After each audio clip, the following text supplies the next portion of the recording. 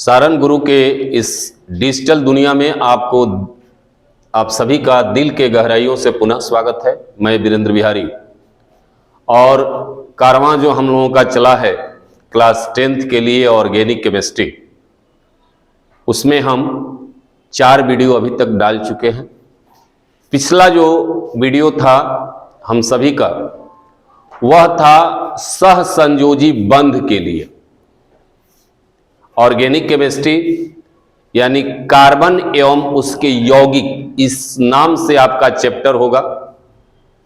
और उसमें ये बात हमने बताया था कि कार्बन जो है वह सहसंयोजी बंध बनाता है, और सहसंयोजी बंध के बारे में, रासायनिक बंध के बारे में इसके पहले वाले वीडियो में हमने व्याख्या कर दी है। अब हम पुनः ऑर्गेनिक केमिस्ट्री के अगले पड़ाव पर चलते हैं, और वह है कार्बनिक यौगिकों का वर्गीकरण। कार्बनिक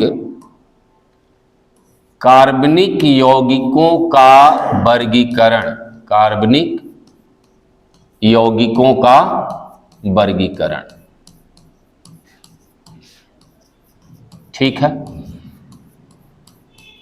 हालांकि विशेष रूप से इसका एक्सप्लेनेशन आप हायर क्लास में करोगे। आप अभी तक यही समझिए कि ऑर्गेनिक कंपाउंड जो है कार्बनिक यौगिक, उसी हमने लिख दिया कार्बनिक यौगिक। यह मुख्यतः 2 प्रकार के होते हैं। एक होता है ओपन चेन, और एक होता है रिंग चेन या क्लोज चेन, ठीक है। रिंग चेन या क्लोज चेन, एक होता है ओपन चेन, एक होता है रिंग चेन या क्लोज चेन या साइक्लिक। इसको ए साइक्लिक भी बोलते हैं, इसको साइक्लिक बोलते हैं। साइकिल मतलब होता है रिंग, बंद। ओपन चेन का मतलब ये हो गया, ओपन चेन का मतलब हो गया कि ये जो कार्बन का चेन है यह बिल्कुल ओपन रहेगा, खुली श्रृंखला, इसको हिंदी में कहते हैं खुली श्रृंखला,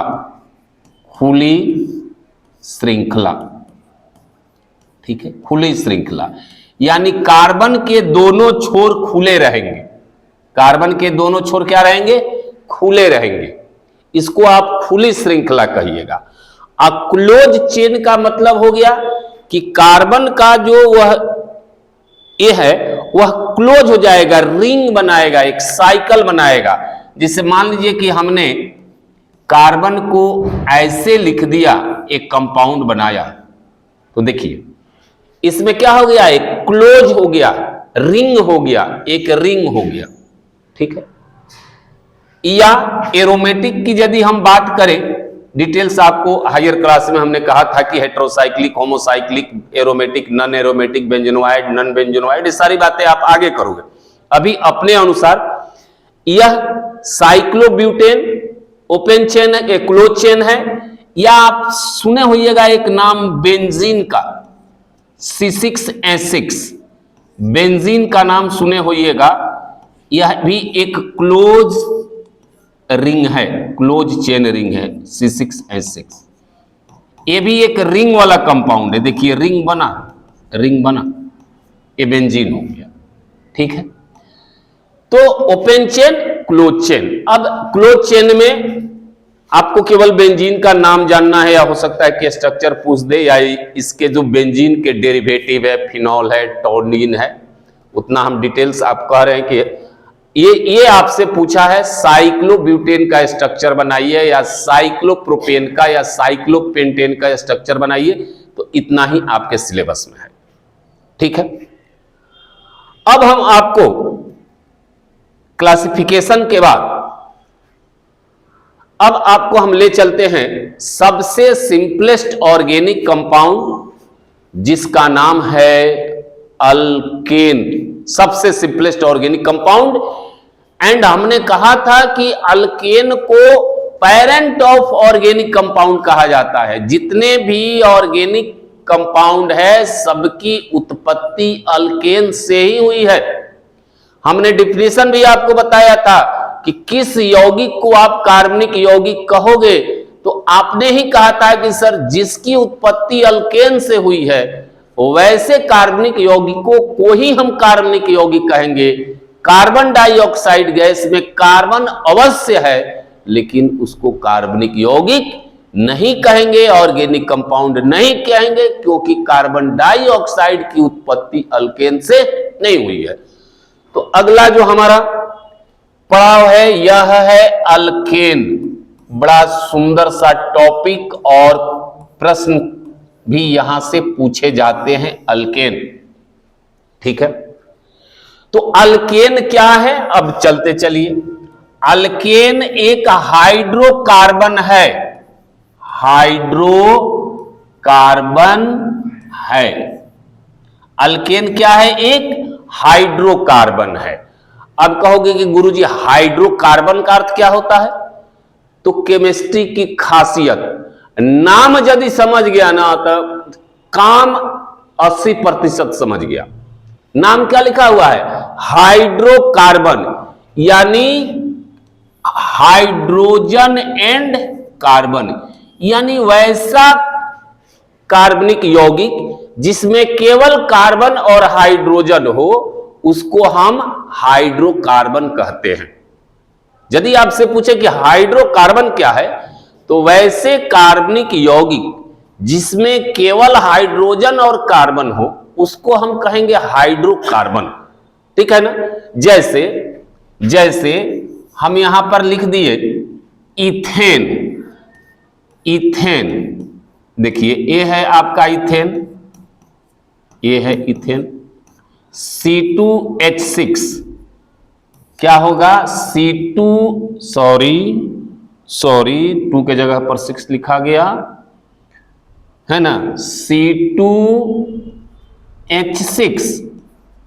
ठीक है, अब C2H6, अब देखो तो इसमें केवल कार्बन और हाइड्रोजन है, इसीलिए यह जो इथेन है, यह एक हाइड्रोकार्बन है, क्योंकि इसमें केवल कार्बन और हाइड्रोजन है। अब यदि आपसे कोई पूछे कि क्या इथाइल अल्कोहल एक हाइड्रोकार्बन है, इथाइल अल्कोहल को जरा देख लीजिए, यह है आपका ethyl alcohol. Ethyl alcohol formula होता है C2H5OH। अब देखिए तो बाबू, कार्बन हाइड्रोजन तो है, लेकिन एक एक्स्ट्रा इसमें क्या आ गया, ऑक्सीजन। देख रहे हो, ऑक्सीजन। तो अब ऑक्सीजन के आ जाने के कारण क्या यह C2H5 हाइड्रोकार्बन कहलाएगा? आप कहोगे कि गुरुजी ये हाइड्रोकार्बन नहीं है, ये हाइड्रोकार्बन नहीं है। इसलिए अल्केन क्या है, एक हाइड्रोकार्बन है। ठीक है, और क्या खासियत है, तो ये अल्केन में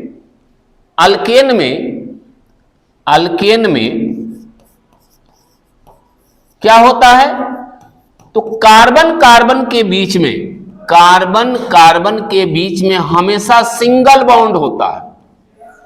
ये आप जरूर याद रखिएगा, सिंगल बॉन्ड होता है। कार्बन कार्बन के बीच में हमेशा क्या रहेगा, सिंगल बॉन्ड हो जाएगा। यही यदि कार्बन कार्बन के बीच में ट्रिपल बॉन्ड यदि हो जाएगा, डबल बॉन्ड हो जाएगा, तो नाम बदल जाएगा। डबल बॉन्ड हो जाएगा तो उसको अल्कीन कहिएगा, और ट्रिपल बॉन्ड हो जाएगा तो उसको अल्काइन कहिएगा। ठीक है, तो कार्बन कार्बन के बीच में कैसा बॉन्ड, सिंगल बॉन्ड। किसमें, अल्केन में। तो अल्केन में कार्बन कार्बन के बीच में कैसा बॉन्ड होता है, सिंगल बॉन्ड होता है। चलिए आगे की बात हम करते हैं। अब जरा देखिए, अब इसका जनरल फार्मूला क्या होता है, ये बार बार आपसे क्लास 10th में 12th में भी पूछता है, general formula of alkane. Alkane का जनरल फार्मूला क्या होता है, तो इसका जनरल फार्मूला होता है CnH2n+2। ये पूछता है, ये भी आई है, ये पूछता है, भी आई है कि जनरल फार्मूला, सामान्य सूत्र क्या होता है अल्केन का, तो अल्केन का सामान्य सूत्र होता है CnH2n+2। अब देखिए इसके एग्जाम्पल से आपको क्लियर हो जाएगा। इसका मतलब होगा ये हुआ CnH2n+2 का मीनिंग ये हुआ कि कार्बन की जो संख्या होती है, कोई भी फॉर्मूला आप लिखते हो तो उसमें जो परमाणु की संख्या होती है उसको नीचे लिखा जाता है। तो कार्बन की जो संख्या होगी उसके दोगुने से 2 ज्यादा होगा हाइड्रोजन। कार्बन की संख्या जो होगी, मान लीजिए कि कार्बन की संख्या 2 है तो हाइड्रोजन की संख्या दोगुना से 2 ज्यादा, यानी 2 दूना के 4 और 2 6 हो जाएगा। उसको हम देख भी लेंगे। जैसे अभी हमने चर्चा किया था इथेन का, बिल्कुल आसान। ये देखिए इथेन C2H6, ठीक है। तो जो कार्बन की संख्या है, अब 2 दूना के 4 यानी 2n का मतलब हो गया 2 × 2 +2, यानी 2 दूना के 4 और 2 6। यानी जो कार्बन की संख्या होगी, जो कार्बन की संख्या होगी उसके दोगुने से 2 क्या होगा, ज्यादा होगा हाइड्रोजन की संख्या, ठीक है। इसको हम कहेंगे इथेन। यदि मान लीजिए कि यही हमने फॉर्मूला यदि को आपसे पूछ दे कि कार्बन की संख्या यदि 4 है अल्केन में तो हाइड्रोजन की संख्या कितनी होगी, सवाल बन सकता है। तो कार्बन की संख्या यदि 4 होगी तो हाइड्रोजन की संख्या क्या होगी, 4 दूना के 8, इसकी संख्या 4 है तो यह हो जाएगा 4 दूना के 8 जोड़ 2 यानी 10, ठीक है। एकदम समझिएगा फॉर्मूला को। कोई कहे कि यदि कार्बन की संख्या 6 होगी तो हाइड्रोजन की संख्या क्या होगी, तो यहां पर n का मतलब है मान है 6, तो 6 गुणे 2 जोड़ 2 यानी 6 दूना के 12 2 14, ठीक है। यही इसका सामान्य सूत्र होता है CnH2n+2। ये बहुत बार पूछा है, बहुत बार पूछा, तो ये भी आप समझ में आ गया होगा। अब चलिए, अब हम अगला बात करते हैं इसके संरचना की। पहले नाम देख लीजिए, नाम नोमेनक्लेचर देख लीजिए, नाम। तो हमने अभी आपसे कहा भी कि ऑर्गेनिक कंपाउंड जो है उसका पेरेंट होता है अल्केन, उसका पेरेंट अल्केन होता है। अब कोई भी कार्बनिक यौगिक का जब नाम आप लिखिएगा तो पहला आपका एक काम है कि उसमें कार्बन की सबसे लंबी श्रृंखला को गिन लीजिए। कार्बन के सबसे लंबी श्रृंखला को गिन लीजिए। तो पहला आपको काम यह करना है, कोई भी ऑर्गेनिक कंपाउंड चाहे अल्केन हो, अल्कीन हो, अल्काइन हो या कोई क्रियाशील मूलक युक्त कार्बनिक यौगिक हो, आपका पहला काम क्या है, count the longest carbon chain. Carbon की सबसे लंबी श्रृंखला को गिन लीजिए। Count the longest carbon chain, carbon की सबसे लंबी श्रृंखला को गिन ले। गिनने के बाद यदि उसकी संख्या 1 है, कार्बन की संख्या 1 है, तो उसके लिए आप वर्ड डालिएगा मिथ। यदि 2 है तो इथ, 3 है तो प्रोप, 4 है तो बट, 5 है तो पेंट, 6 है तो हेक्स, 7 है तो हेप्ट, 8 है तो ऑक्ट, 9 है तो नोन और 10 है तो डेट, ठीक है।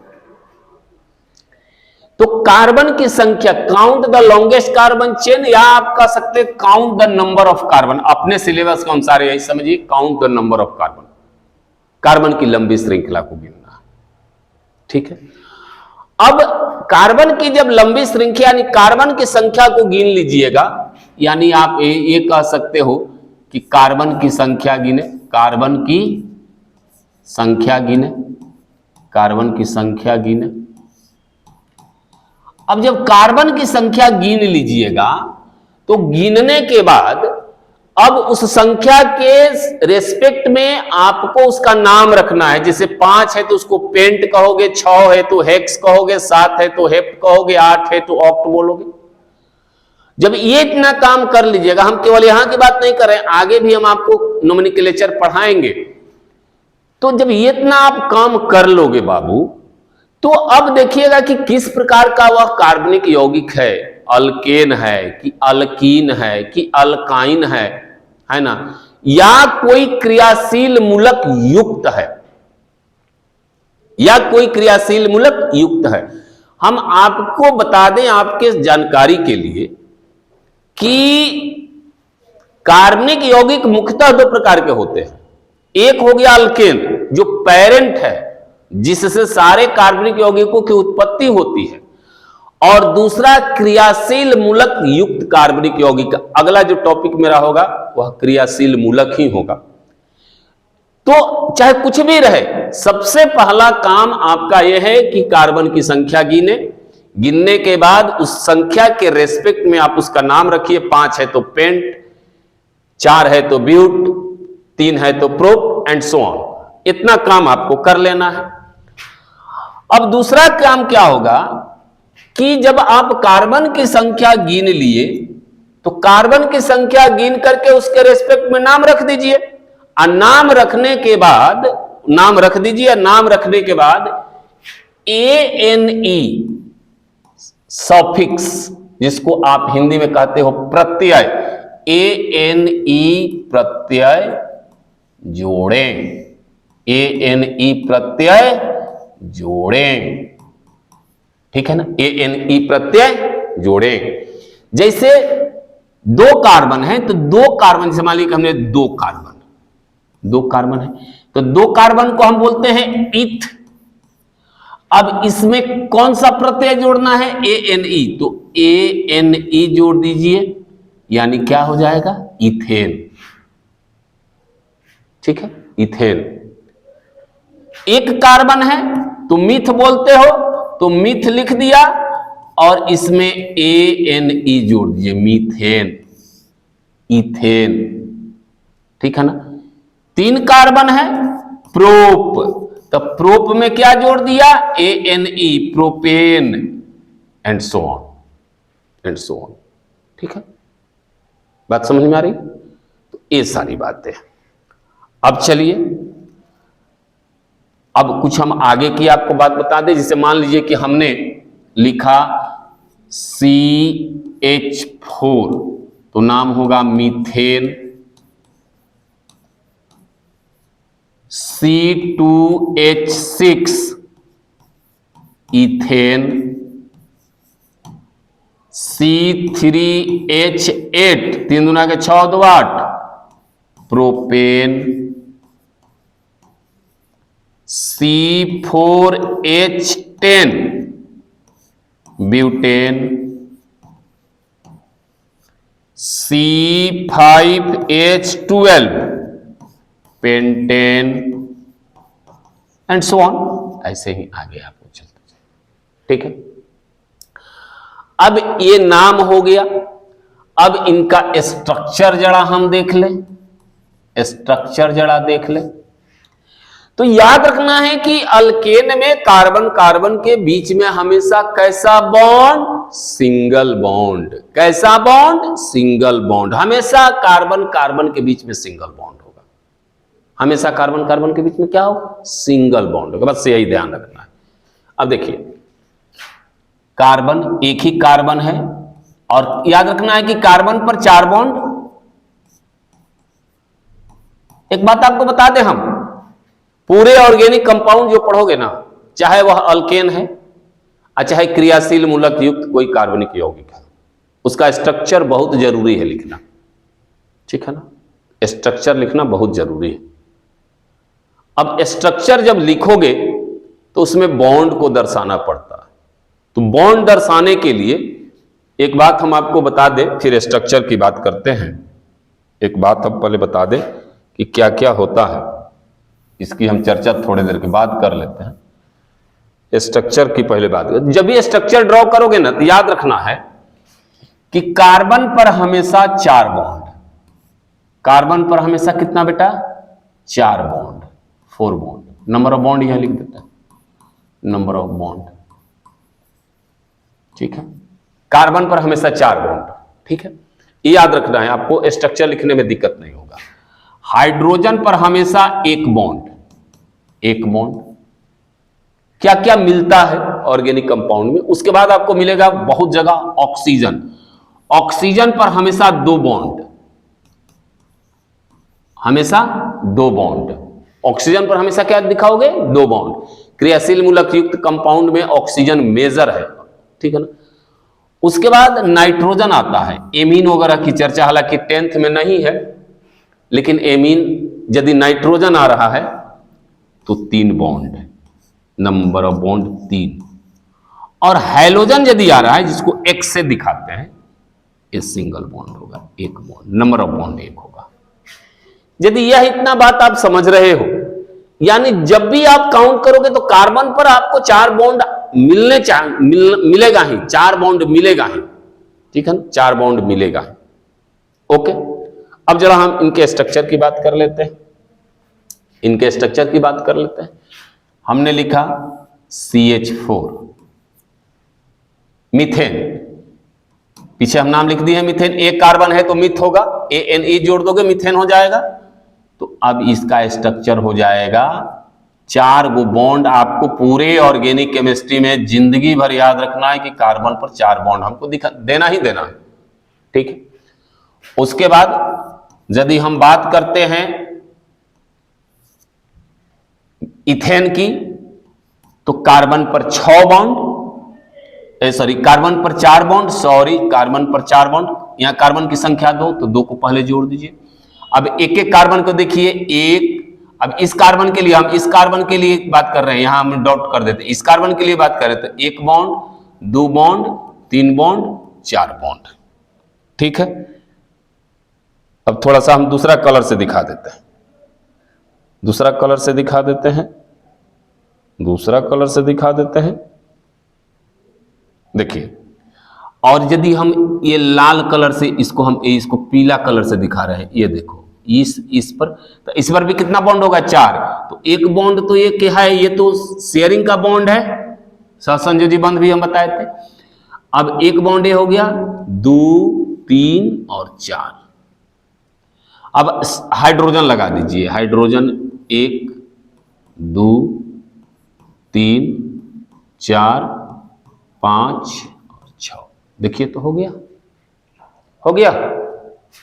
बात कुछ समझ में आई? उसी तरीके से आप ड्रॉ आगे भी कर सकते हो। हम यहां लिखते हैं C5H12, ऑटोमेटिक आ जाएगा, ऑटोमेटिक आ जाएगा। कार्बन कितना, 5, तो पहले 5 गो कार्बन को जोड़ दीजिए, 1, 2, 3, 4, 5। अब सब कार्बन पर हमको 4 गो बॉन्ड होना चाहिए, सब कार्बन पर हमको कितना बॉन्ड होना चाहिए, 4 बॉन्ड होना चाहिए। देखिए, अब इस कार्बन पर हम यदि बात करें तो एक तो यहां है, एक तो ऑलरेडी यहां है, 1, 2, 3, 4। इसके लिए हम बात करें तो एक इधर है, एक इधर है, 2 हो गया, 3, 4। इसके लिए बात करें, एक इधर है, एक इधर है, 3, 4। इसके लिए भी एक इधर है, एक इधर है, 2, 3, 4। इसके लिए केवल एक ही बॉन्ड है, तो 1, 2, 3, ठीक है। अब हाइड्रोजन लगा दीजिए, देखिए 12 गो बॉन्ड होगा यहां पर, 1, 2, 3, 4, 5, 6, 7, 8, 9, 10, 11, 12 हो गया, ठीक है। तो अल्केन आपने समझा, कार्बन कार्बन के बीच में कैसा बॉन्ड, सिंगल बॉन्ड। कैसा बॉन्ड, सिंगल बॉन्ड। कैसा bond, single bond. Carbon carbon के बीच में हमेशा सिंगल बॉन्ड, नाम क्या होगा, अल्केन। स्ट्रक्चर भी समझ में आ गया होगा। चलिए अब हम जरा बात कर लें अल्कीन की, अल्कीन की बात कर लें। ठीक है, अल्कीन की बात कर रहे हैं। अब देखिए अल्कीन क्या है, alkene is also a hydrocarbon, ये भी क्या है आपका हाइड्रोकार्बन है, हाइड्रोकार्बन है।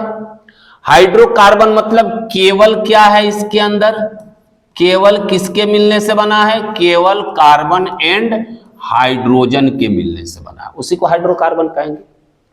लेकिन इसमें क्या है कि कार्बन कार्बन के बीच में डबल बॉन्ड होगा। इसके पहले अल्केन में क्या था, सिंगल बॉन्ड, लेकिन यहां पर क्या हो जाएगा, डबल बॉन्ड, कार्बन कार्बन के बीच में क्या होगा, डबल बॉन्ड हो जाएगा। ठीक है, आगे देखिए। अब इसका जनरल फार्मूला क्या होगा, तो यदि आप स्ट्रक्चर समझ में आ गया होगा, इसके पहले जो हम बताए थे, मान लीजिए कि कार्बन पर हाइड्रोकार्बन है, तो कार्बन है और कार्बन के साथ हाइड्रोजन लगा रहेगा, तो मान लीजिए कि इसी की हम बात करें, तो देखिए सी डबल बॉन्ड सी, तो कार्बन की संख्या, बॉन्ड की संख्या गिनी 1 2 3 4, 1 2 3 4, यहां हाइड्रोजन हो गया, यहां हाइड्रोजन हो गया। तो इसका यदि आप फार्मूला लिखते हैं तो C2H4 हो गया। और यही यदि हम 3 कार्बन वाला अल्कीन लिखते हैं तो गिनिए, एक बॉन्ड यहां है 2 3 4, इसके लिए 1 2 3 और 1 4, इसके लिए 1 2 है, यहां है 3 और 4, 1 2 3 4 5 6, यानी ये हो जाएगा C3H6। ठीक है, C3H6। अब देखिए तो कोई रिलेशन आपको यहां पर नजर आ रहा है, कोई रिलेशन नजर आ रहा है। देखिए यहां पर कार्बन की संख्या और हाइड्रोजन की संख्या में क्या रिलेशन है, तो कार्बन का जो संख्या है वह हाइड्रोजन के संख्या का दोगुना, सॉरी हाइड्रोजन का संख्या कार्बन की संख्या से दोगुना है। हाइड्रोजन का संख्या क्या है, कार्बन की संख्या से दोगुना है। ठीक है, यहां पर भी क्या है, वही चीज है, कार्बन की संख्या यदि 2 है तो हाइड्रोजन की संख्या 4, कार्बन की संख्या 3 है तो हाइड्रोजन की संख्या 6। उसी तरीके से यदि हम एक और देख लेते हैं, कंफ्यूजन दूर हो जाएगा, 1 2 3 4, 4 अल्कीन कम कर दिया, तो 1 2 3 4 5 6 7 और 8। तो यहां पर भी क्या हो जाएगा, यहां हाइड्रोजन लगा दोगे, यहां हाइड्रोजन लगा दोगे। ठीक है, तो बच्चों यहां पर यदि हम जनरल फार्मूला की बात करें तो ये तीनों उदाहरण से आपने क्या समझा कि यदि हम इसका सामान्य सूत्र की बात करें, जनरल फार्मूला की बात करें, जनरल फार्मूला की बात करें तो CnH2n, यानी जो कार्बन की संख्या होगी उसके दुगुनी क्या होगी, हाइड्रोजन की संख्या होगी। ठीक है, हाइड्रोजन की संख्या होगी। अब चलिए, अब नाम हम इसका बता दें, नाम क्या होगा, तो नाम में सेम चीज रहेगा, कार्बन की संख्या गिने, क्या करें, कार्बन की, वही कार्बन की सबसे लंबी श्रृंखला कहिए या कार्बन की संख्या, कार्बन की संख्या गिने, संख्या गिने। अब जब कार्बन की संख्या आप गिन लोगे बाबू, तो उसमें क्या जोड़ें, ENE, प्रत्यय, ENE प्रत्यय जोड़े, ENE प्रत्यय को जोड़ दीजिए। चलिए अब हम एक एक उदाहरण देख लेते हैं। अब एक कार्बन रहेगा तो मिथ कहते हो, एक कार्बन रहेगा तो क्या होगा, मिथ। अब यहां पर एक बात आता है, क्या मीथेन होगा, तो ध्यान रखना मीथेन नहीं होता है। इसलिए नहीं होता है कि कार्बन कार्बन के बीच में डबल बॉन्ड, और कार्बन कार्बन के बीच में जब डबल बॉन्ड की बात करोगे तो कम से कम 2 कार्बन का होना जरूरी है। इसलिए सबसे सिंपलेस्ट जो अल्कीन आता है वह है इथीन। वह क्या है, इथीन। यहां हाइड्रोजन लगा दोगे, ये क्या हो जाएगा, C2H4। C2H4, नाम क्या होगा? Ethene, ENE, ethene. उसी तरीके से यदि 3 कार्बन की बात करोगे, 3 कार्बन की यदि बात करोगे तो क्या हो जाएगा? देखिए, कार्बन की संख्या 3, हाइड्रोजन की संख्या 1 2 3 4 5 6, C3H6। ये हो जाएगा प्रोपीन। प्रोप में ENE लगा दीजिए, प्रोपीन हो गया। ठीक है, अब एक फिर आगे का और दिखा देते हैं। 1 2 3 4, यहां डबल बॉन्ड लगा दिया, 1 2 3 4, 1 2, यहां एक होगा, यहां ए होगा। ठीक है, यहां हाइड्रोजन लगा दिया। कार्बन की संख्या 4, हाइड्रोजन की संख्या कितनी? 1 2 3 4 5 6 7 8, 8 हो गया। ठीक है, नाम होगा, 4 को बट बोलते हैं, तो ये हो जाएगा बट में ENE लगा दीजिए, ब्यूटेन। अब एक बात आपको हम बता दें, जरा ध्यान रखिएगा, नोट में यहां लिख देते हैं। बात वह है प्यारे बच्चों कि यहां जो ये डबल बॉन्ड लगा है, यह 1 नंबर कार्बन पर लगा है, 1 नंबर कार्बन पर लगा। आप कहिएगा कि गुरुजी, यदि हम इस डबल बॉन्ड को बीच में लगा दें, क्या इसका नाम भी ब्यूटीन होगा? नहीं। याद रखना, IUPAC नोमेनक्लेचर में इस बात का ध्यान रखा जाता है कि किस कार्बन पर क्रियाशील मूलक है। यहां यह क्रियाशील मूलक है, यहां इसका दूसरा नाम भी लिख सकते हो, ऐसे भी लिख सकते हो, बट 1 इन। इसका मतलब हो गया कि ये जो इन है यह 1 नंबर कार्बन पर लगा है, और यहां पर ये जो डबल बॉन्ड लगा है यह इधर से या इधर से गिनिएगा तो 2 नंबर कार्बन पर आएगा, है ना। अब यहां पर नाम हो जाएगा बट 2 इन। ये नहीं है, ये क्रियाशील मूलक यदि कार्बन का पोजीशन चेंज करता है तो उसका नाम भी बदल जाता है, इसका बात ध्यान रखना। ये नहीं है कि 1 नंबर कार्बन पर उसको भी ब्यूटीन, 2 नंबर कार्बन पर होगा उसको भी ब्यूटीन, नहीं। क्रियाशील मूलक कहां मौजूद है, किस कार्बन पर मौजूद है, वह आइडेंटिफाई करना IUPAC नोमेनक्लेचर का पहला वसूल है। ठीक है, तो आज हमने अल्केन और अल्कीन बताई। कल के क्लास में अल्काइन हम बता देंगे, उसके बाद क्रियाशील मूलक की बात करेंगे, फंक्शनल ग्रुप। तब तक के लिए धन्यवाद, देखते रहिए, एंजॉय कीजिए विद केमिस्ट्री। Thank you.